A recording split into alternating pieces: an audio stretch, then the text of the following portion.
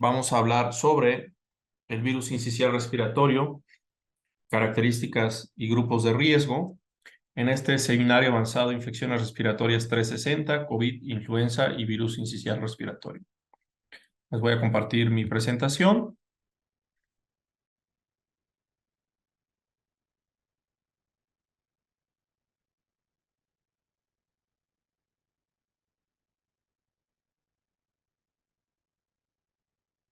Muy bien. Bueno, el virus sincicial respiratorio es, la verdad, algo muy sencillo, así que no se preocupen. Yo sé que cuando a lo mejor empezamos a hablar de esto, dicen, pero ¿de dónde diablos eso? ¿Qué tiene que ver? Es un nuevo virus como el COVID, o sea, me acuerdo que lo vi en pediatría, efectivamente, porque la relevancia sobre todo es en poblaciones pediátricas, sí tiene cierta importancia, lo debemos de conocer a los que son personas adultas, pero no les aflija. Eh, Virus sincicial respiratorio o virus sincitial respiratorio, los dos términos son válidos, pueden utilizarlos de forma indistinta. Bueno, ¿de dónde salió precisamente todo esto? Que si la epidemia, que si la alerta epidemiológica. Inicialmente en Europa, en Estados Unidos, empezaron a haber algunos incrementos de los casos, se emitió una alerta por la CDC y pues obviamente, como en México todo le copiamos a Estados Unidos, el 15 de noviembre de este año se emitió un aviso epidemiológico, pero vean bien qué es lo que dice, ¿no? Por eso se los puse como tal, ¿no? Circulación de otros virus respiratorios e incremento en el predominio del virus sincicial respiratorio, ¿no? Eh, del lado derecho, de color azul o gris, no sé qué sea, vemos que hablan ahí sobre algunas estadísticas que ahorita les voy a comentar, ¿no? Y que ellos notifican esta alerta epidemiológica en acuerdo con la información que presenta la Organización Panamericana de la Salud, ¿no? Bien. Estadísticas en México. Hasta noviembre, cuando publicaron esta información, teníamos un total de casos confirmados de otros virus respiratorios de 456 casos, ¿sí? En el cual el 63% correspondían al virus sincicial respiratorio, o sea, es un porcentaje importante y por eso fue que se emitió esta alerta epidemiológica, ¿no? Los grupos de edad que reportaban un mayor número de casos en este brote que hubo, vamos a decirlo así, o en este incremento de casos que hubo, o en esta cohorte de pacientes que se evaluó, fueron sobre todo niños de 1 a 4 años, los menores de 1 año y luego los niños de 5 a 9 años de edad. O sea, los niños de menos de 9 años, pero con mayor frecuencia de 1 a 4 años. En segundo lugar, los menores de 1 año y en tercer lugar, de 5 a 9 años, ¿sí? De los casos que requerían hospitalización por otros virus respiratorios, el 64% también fueron debidos al virus sincicial respiratorio, ¿no? Entonces vemos que hay muchos casos del virus sincicial y que de los que están hospitalizados, también muchos se deben al virus sincicial. Por eso es que se emite la alerta epidemiológica, ¿no? Respecto a los casos hospitalizados, el orden es exactamente igual. De 1 a 4 años, menores de 1 año y en tercer lugar de 5 a 9 años, ¿sí? Y hasta el corte que se había hecho el 14 de noviembre no se habían registrado defunciones por este virus, al menos en México. Que sabemos que las estadísticas en México, somos muy buenos estadísticos, tenemos personas muy buenas en matemáticas, pero la forma de obtener los datos es un caos, ¿no? Esta es una diapositiva que también les presenté el día de ayer, en la cual vemos en una población alemana que hubo de finales del 2022 en la temporada estacional y tiene mucha importancia la estación del año en virus sincicial respiratorio, en la cual se evalúa la distribución poblacional comparando influenza A, SARS-CoV-2 de color rojo, influenza A hasta de color azul y en color verde el virus sincicial respiratorio. En el eje de las Y vemos la frecuencia que se presenta en los casos y en el eje de las X la edad, ¿no? Entonces vemos cómo las infecciones respiratorias, son muy comunes en los niños, prácticamente nulas o muy raras de los 20 a los 45 años, y luego tienen un segundo pico en la edad del adulto mayor, ¿no? A partir de los 45 años y hasta los 100 años, ¿no? Donde ahí predomina sobre todo en esta población que estamos hablando de Alemania, SARS-CoV-2. Tenemos aquí esta tabla, también la revisamos el día de ayer en la plática que di, en la cual vemos que estadísticamente significativa existe una mayor probabilidad, con diferencia estadísticamente significativa, de que el virus sincicial respiratorio se presente en pacientes que tienen asma, EPOC o más de 2 comorbilidades, como puede ser cáncer y diabetes, diabetes, hipertensión, insuficiencia cardíaca, enfermedad coronaria, etcétera, ¿no? Entonces, ¿qué quiere decir? Que en los pacientes de más de 18 años, de la gráfica que vimos previamente, los que están del lado derecho, nos debe preocupar sobre todo aquellos que tengan enfermedades pulmonares o bien aquellos que tengan 2 o más comorbilidades. Realmente esto no es muy distinto de lo que vimos, por ejemplo, en COVID, ¿no? Que mientras más viejito y más comorbilidades tenga, más nos debe preocupar que puede evolucionar a un caso grave. Bueno, ¿cuándo debemos de sospechar que puede tener infección por el virus sincicial respiratorio? Y de ahí nos vamos a la definición operacional, que si ustedes ven es exactamente la misma que la que se manejaba para COVID, la que se manejó para influenza cuando hubo el H1N1, pues es la definición de una infección respiratoria viral.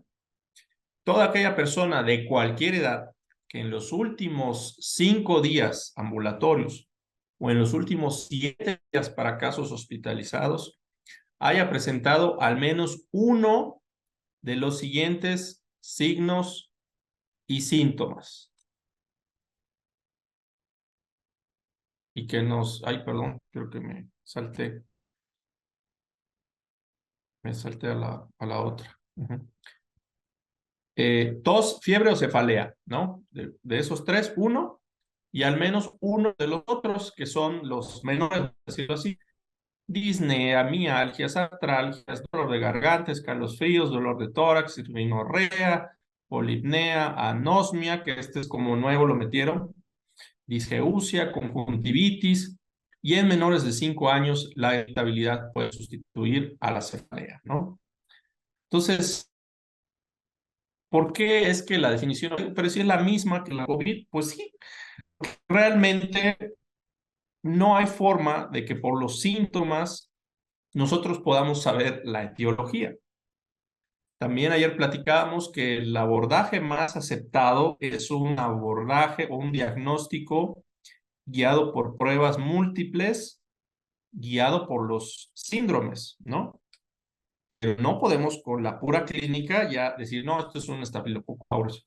Al menos hablando de las infecciones que están presentes en este momento, ¿no? Porque pues, obviamente si veías a alguien que tenía manchas de COVID y bueno, pues es patognomónico, ¿no? Pero no estamos hablando de esos casos, ¿no? Ahorita ya es muy complejo o prácticamente imposible distinguir la etiología únicamente por los síntomas, ¿no? Entonces, entra o toma un papel muy importante la epidemiología, y es por eso que se emiten estas alertas epidemiológicas. Entonces, sabemos que actualmente los pacientes que lleguen con nosotros pueden tener virus inicial respiratorio, lo más probable, luego probablemente COVID o influenza. Pues hay que sospechar de esas 3 y al menos evaluar esas 3. No vamos a pensar en no sé,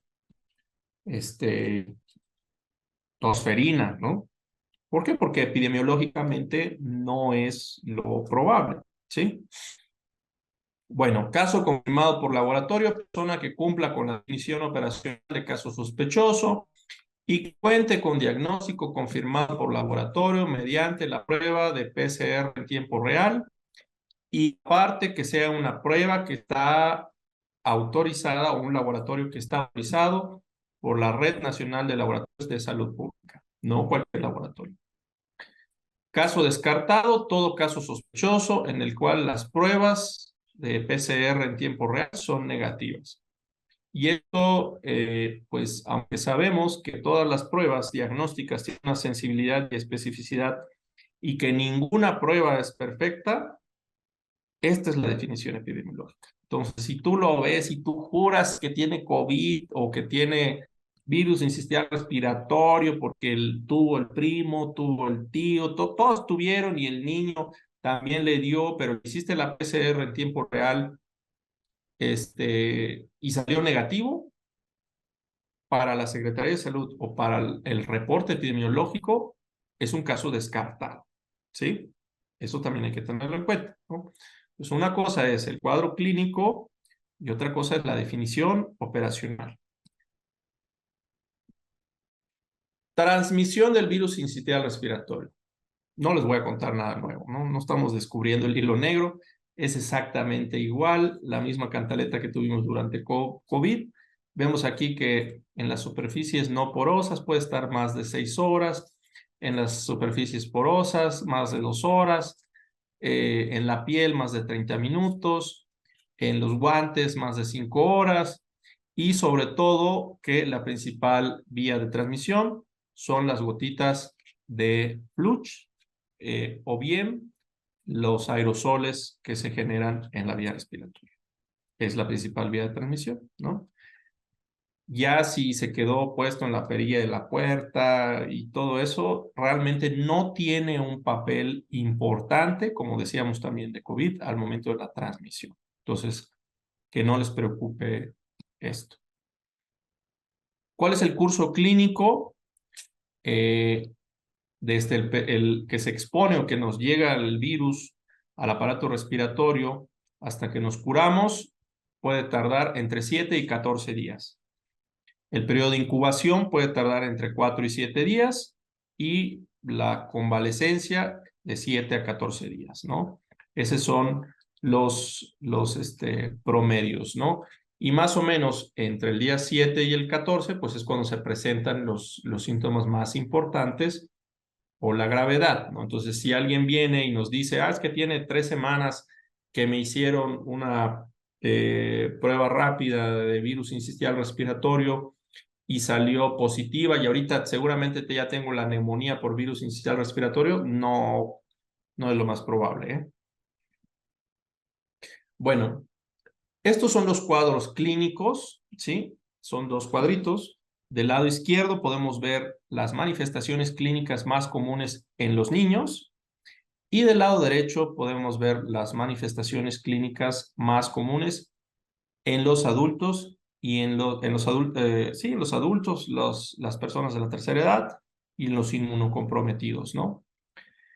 Aquí llama la atención que en los niños, sobre todo, un gran porcentaje puede dar bronquiolitis, puede haber deshidratación, rinitis, faringitis, enfermedad, perdón, febril, laringotraqueitis, vómito, hipoxemia. Y en los adultos, las personas de la tercera edad y los inmunocomprometidos, da rinorrea, tos, fiebre, sinusitis, otalgia, dolor de cabeza, ronquera, disnea, insuficiencia respiratoria.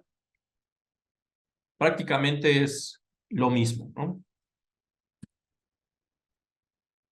Bueno, el diagnóstico de laboratorio. Los síntomas clínicos, así los dicen las guías de la CDC, y en el caso de México existen guías de práctica clínica, pero son como localizadas a bronquiolitis y así. Los síntomas clínicos son inespecíficos, por lo tanto no hay alguno que nos permita tener alguna sospecha en particular de que se trata de virus sincicial respiratorio, ¿no?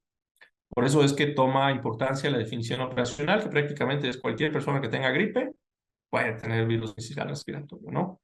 Y se los digo nada más para que no estén como tratando de encontrar o que alguien les diga qué síntoma es el que les va a dar, qué síntoma es el patognomónico, no lo hay. No se los digo para que terror, ay, el virus sincicial respiratorio, cualquiera puede tenerlo. No, ¿sí? No se preocupen. Las pruebas de laboratorio se deben de hacer bien, ya sabemos, guiados. Ahorita, si estamos viendo un incremento de los casos, pues tenemos que pensar en que tiene COVID, influenza o virus sincicial respiratorio. Y entonces debemos realizar al menos las 3 pruebas ante la sospecha de un caso que cumple la definición operacional, ¿sí? Pueden hacerse en el tracto respiratorio superior, ¿sí? O en el tracto respiratorio inferior, ¿no? Se recomienda un lavado y exudado nasal o bien un lavado bronquioalveolar. También nos puede dar una muestra que sea útil para realizar prueba rápida o bien para realizar una PCR en tiempo real. Evidentemente, los lavados bronquialveolares se hacen en aquellos pacientes que están intubados. En esos casos tienen una mayor rentabilidad, es decir, que es más probable que nos dé el diagnóstico correcto, ¿sí? Mientras que la prueba nasal, pues se hace en el paciente ambulatorio, ¿verdad? Existen de forma general 2 tipos de prueba. La PCR en tiempo real, que en este caso se llama así RR-PCR, porque es una PCR en tiempo real reversa, ¿sí? Es mucho más sensible que el cultivo y el antígeno, ¿sí? El antígeno se ha visto que tiene una mayor utilidad o sensibilidad en niños que en adultos, y precisamente también tiene que ver porque en los adultos, como vimos, hay una mayor afección tal vez pulmonar en comparación con los niños, que es más de vía aérea superior, ¿sí?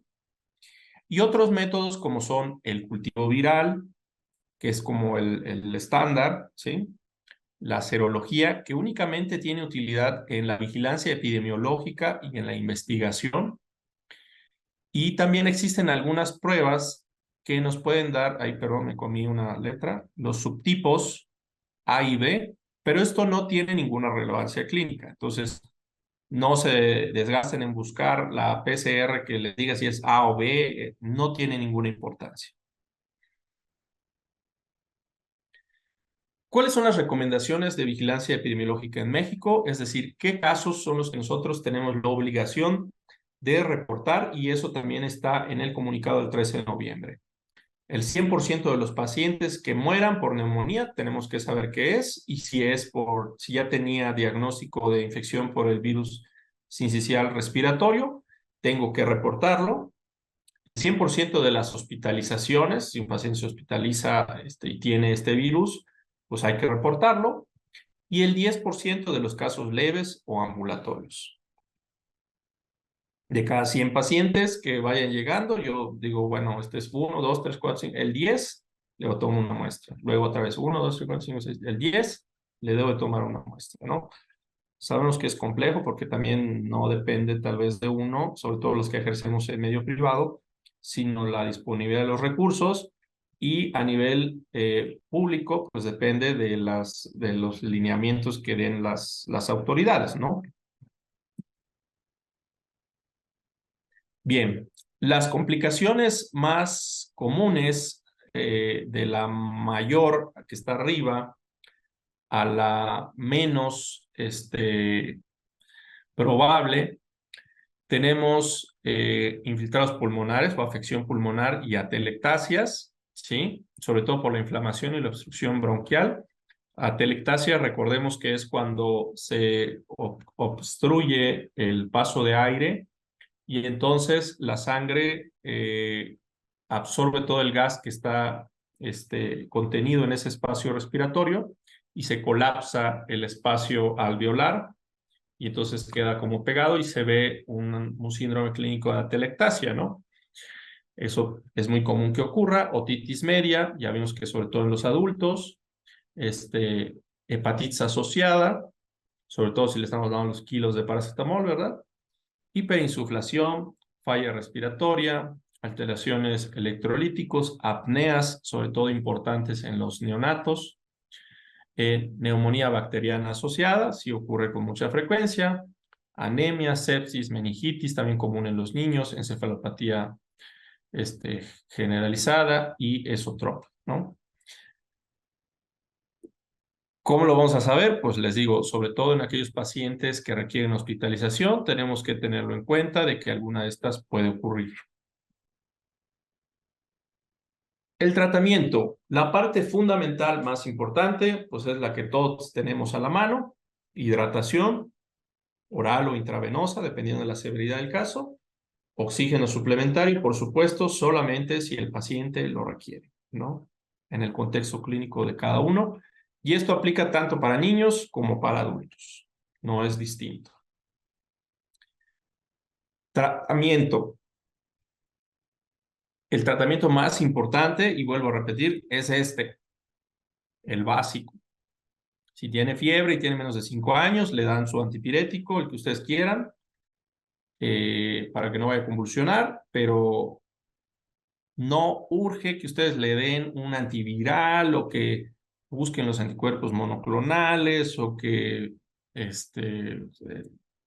el medicamento raro. No, eso no les va a ayudar. El tratamiento del virus sincicial respiratorio toma mucha importancia en algunos grupos que ahorita vamos a ver y ya está bien definido e incluso ya está muy discutido las implicaciones económicas que tiene el tratamiento, ¿no? Por ejemplo, se estima que el tratamiento nebulizado con ribavirina cuesta aproximadamente $50,000. Estamos hablando de que 500,000 pesos, 750,000 pesos para un virus incital respiratorio, pues nada más que esté su vida en riesgo, ¿no? Porque sí es mucho dinero, ¿no? Bueno, entonces, no se recomienda el uso rutinario de ribavirina fuera de los pacientes que tienen o están en un contexto de trasplante pulmonar y en los receptores de trasplante hematopoyético. La ribavirina en aerosol en los HSCT, quiere decir los pacientes que recibieron un trasplante hematopoyético, produce mejoría y reduce la mortalidad con una alta significancia estadística, de acuerdo a esta publicación que tiene aquí de Clinical Infectious Disease. También tiene utilidad para reducir la progresión de una infección de vías respiratorias altas a una neumonía, una infección de vías respiratorias bajas, neumonía, bronquiolitis, por ejemplo. Y en algunos estudios se ha demostrado que no existe inferioridad de dar la ribavirina oral, pero únicamente debe de usarse en los casos que dijimos, ¿eh? Entonces, si alguno de ustedes maneja trasplante pulmonar, adelante, ¿no? Si no, no se preocupen. La prevención toma mucha importancia en niños, ¿sí? Existen varias estrategias preventivas, por ejemplo, Nirsevimab se aplica como dosis única en aquellos niños que nacieron entre octubre y marzo y los recién nacidos que están en el periodo de abril a septiembre, es decir, en la época invernal. Por eso les decía, toma mucha importancia la estación del año, ¿no? Es una dosis única. Y Palivizumab es una aplicación mensual que se debe poner a los recién nacidos de noviembre a abril, ¿sí? En un estudio se demostró su eficacia que se hizo en 2009. Obviamente, como ven, una aplicación única a una aplicación mensual de noviembre a abril, que son 6 meses, pues resulta más cómodo y económico ponérselo una dosis única que ponérselo una vez al mes por 6 meses, ¿no? Estos no están disponibles aquí hasta donde tengo conocimiento. Y la vacuna para el virus sincicial respiratorio, existen 2 vacunas y quise ponérselos así precisamente.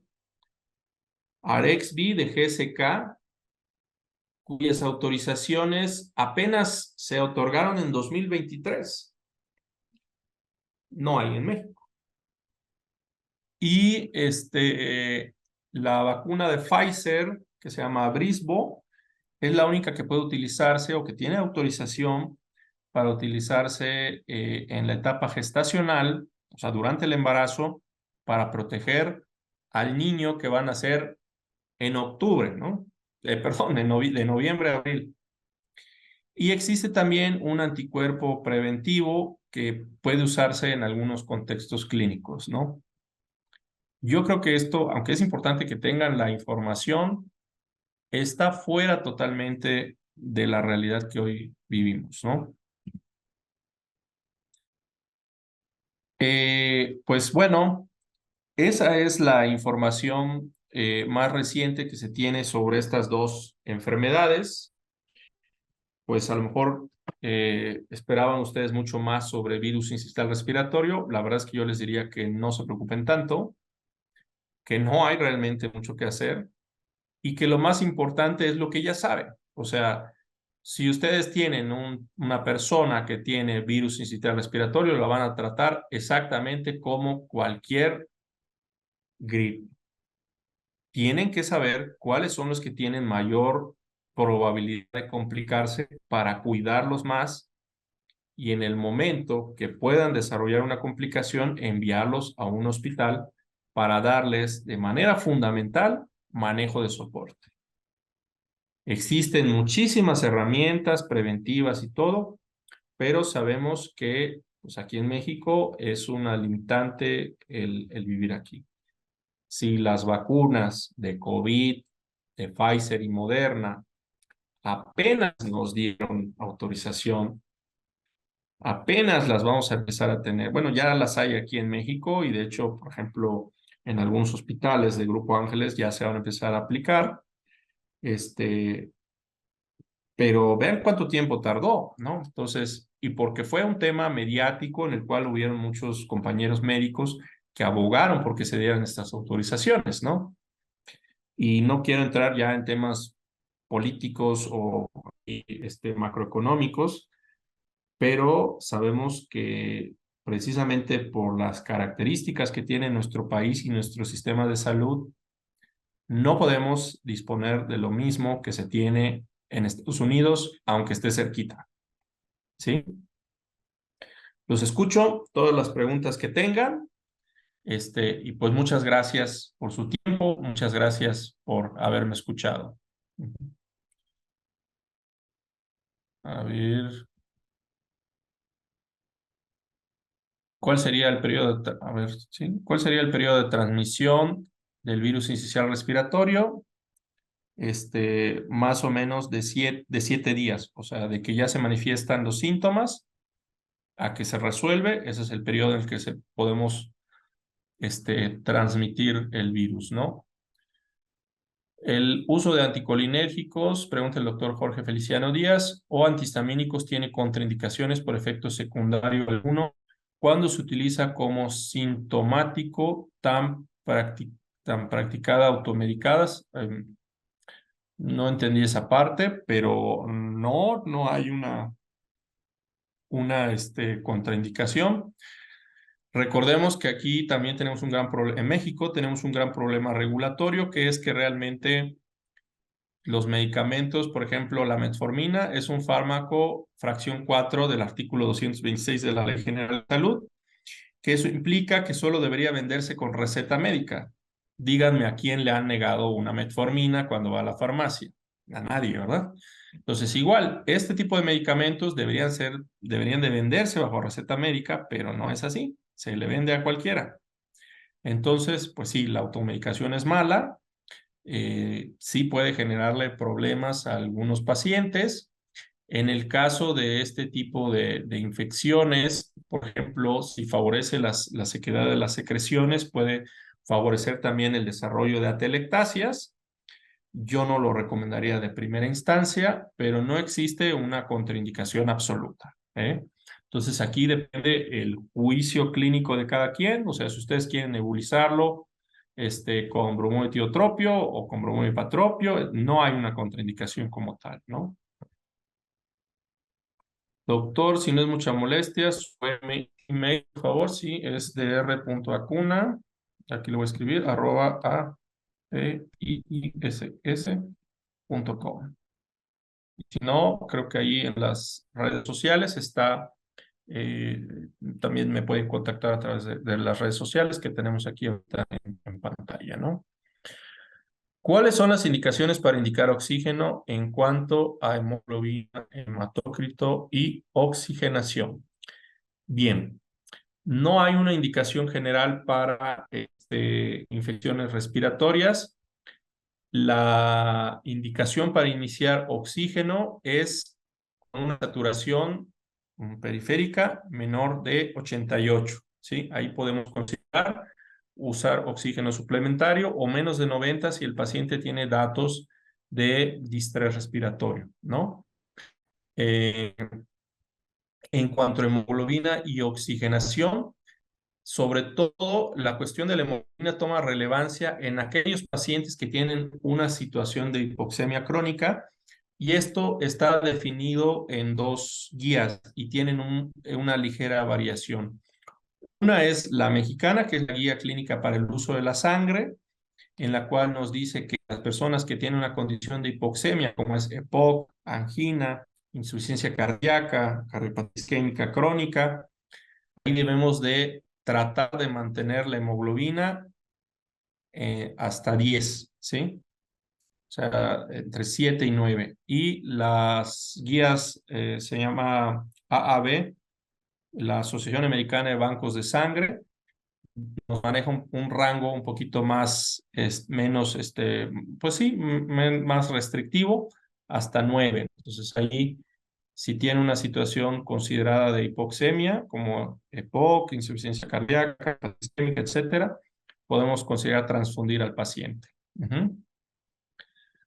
Doctor Lizama, los portadores del virus incisional respiratorio, ¿qué complicaciones pueden tener? Pues son muchas, neumonía, otitis, meningitis, como dijimos, que depende del grupo etario y sobre todo, pues, de la presencia de comorbilidades, porque pueden llegar a tener complicaciones. En los niños preocupa mucho la bronquiolitis, ¿sí? Y en los adultos preocupa la neumonía, ¿no? ¿Hay alguna manera de tener datos que nos diferencien el virus incisional respiratorio con H1N1 y COVID en cuanto a la sintomatología? No, ninguno que sea confiable. Tal vez el que más nos puede orientar pues es las alteraciones, la anosmia y la disgeusia, que nos pudiera orientar COVID, pero pues si a alguien se le tapa la nariz puede dejar de oler cualquier cosa por la congestión nasal, ¿no? Doctor, puede salir negativa la prueba de influenza después de dar 2 dosis de oseltamivir. Incluso puede ser negativa cuando el paciente tiene influenza y no se le ha dado nada, ¿no? Recordemos que todas las pruebas tienen una sensibilidad y especificidad, es decir, que existe la probabilidad de que salga un falso positivo, es decir, que me salga positiva la prueba aunque mi paciente no tiene nada, o un falso negativo, es decir, que me salga negativa la prueba aunque mi paciente tenga la influenza más terrible del mundo, ¿no? Esas cosas pueden ocurrir. ¿Cómo puedo yo mejorar esas variables? Si mi sospecha clínica es muy alta, repetir la prueba o utilizar una prueba más sensible. El doctor Jorge Navarro Rosas, en pacientes con comorbilidades, ¿qué complicaciones puede tener una infección aguda por virus respiratorio? Pues las mismas que puede tener por cualquier infección respiratoria, sobre todo nos preocupa neumonía, ¿sí? O descompensación de sus enfermedades crónicas. Les decía yo, por ejemplo, que una persona que tiene insuficiencia cardíaca, tiene una infección respiratoria, requiere un incremento de la frecuencia cardíaca, ya sea por la enfermedad, por hipoxia o por fiebre, y eso favorece la congestión tal vez. O se siente mal, no toma su diurético, se congestiona, se pone mal, ¿no? Entonces se está descompensando la enfermedad crónica y eso puede generar una hospitalización o un estado de gravedad, ¿sí? Ah, perdón, ¿saben qué? Les puse mi correo, pero solamente a una persona. Entonces los comparto a todos. Ahí está. Link de asistencia. Bueno, ahí no sé si Rafa nos podrá ayudar con el link de asistencia. Ponen aquí, cuando el resultado de IgG es positivo, IgM negativo y antígeno NS1 positivo, podríamos decir que es positivo al dengue, aunque la sintomatología no es congruente con dengue. Es una pregunta fuera del tema, no sé si podrá responderla. Gracias. Por supuesto que sí, con todo gusto. Lo que pasa es que son cosas distintas. El antígeno NS1 es la primera molécula que está presente en el virus y es lo que se presenta en las primeras 72 horas, si no recuerdo, de que se tiene la infección por dengue. Si el IgM está negativo es porque todavía no ha empezado a hacer la producción de anticuerpos, ¿sí? Y si el IgG está positivo, quiere decir que esa persona en algún momento de su vida le ha dado dengue, ¿sí? Entonces, sí, es congruente la sintomatología. Ah, bueno, pero dice, aunque la sintomatología no es congruente con dengue, está difícil que tenga NS1 positivo si no tiene dengue, ¿sí? Entonces, yo sí pensaría en dengue, ¿eh? Y no es congruente tal vez, ¿sí?